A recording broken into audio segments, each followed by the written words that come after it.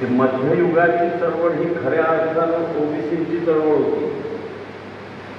मध्ययुगातील जेवढी संतांची धार्मिक चळवळ आहे ही ओबीसीच्या सर्वांगीण सांस्कृतिक चळवळीची सुरुवात आहे. ओळीनं हिंदू म्हणून तुम्ही संतांची नावं लिहा. 99% संत ओबीसी आहेत. गोरखबा कोण, बैनाभाई चौधरी कोण, कबीर कोण, कबीर ओबीसी.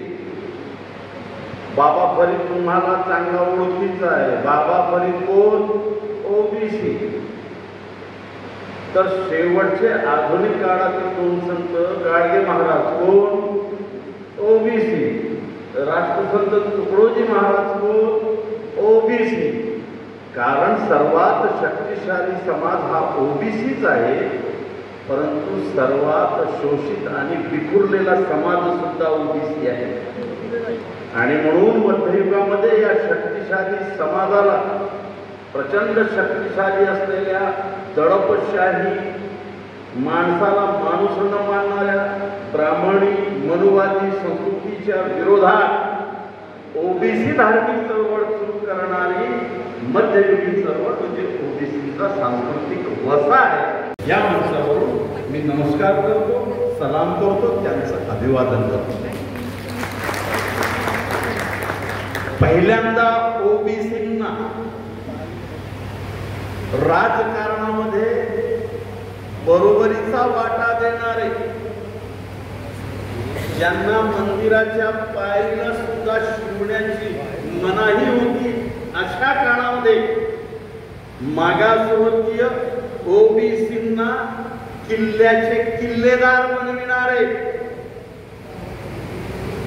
ज्या काळात वस्तीमध्ये प्रवेश नव्हता तेव्हा घोडदौडीमध्ये, घोडदौड असतं ना, तोफखान्यामध्ये, पैदल सेनेमध्ये नव्हे तर राजमहालाच्या मोठाल्या पदावरती मागासवर्गीयांना समाविष्ट करून, मागासवर्गीय म्हणजे समस्त ओबीसी आणि इतर मागासवर्गीय हा स्वराज्य कसा चालवू शकतो योग्यपणे याची राजकीय पाठशाळा निर्माण करणारे महाराष्ट्राचे मान सन्मान स्वाभिमान छत्रपती शिवाजी महाराज यांना सुद्धा या मंचावर अभिवादन करतो.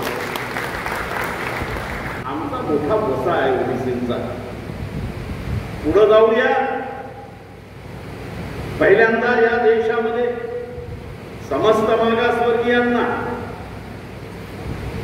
जात धर्म न पाहता 50% आरक्षण देणारे छत्रपती शाहू महाराज, ज्यांनी कायद्यानं कसं आरक्षण देता येतं, प्रतिनिधित्व कसं देता येतं, शब्दानं देता येत नाही, फिलॉसॉफीनं देता येत नाही, चर्चेनं देता येत नाही, सभे संमेलनानं भूमिका निर्माण करता येते, पण प्रत्यक्ष कायद्यानंच ते मिळेल की ज्यांनी ओळखलं आणि तुमच्या माझ्यासाठी आरक्षण नावाचा हत्यार कायद्यानं दिला.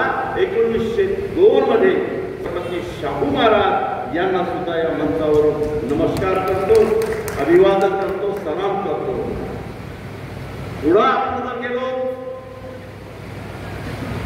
तर भारताच्या संविधानाच्या निर्मितीची प्रक्रिया विरोधाभासात झालेली आहे. सहज सोपं संविधान तुम्हाला मिळालेलं नाही.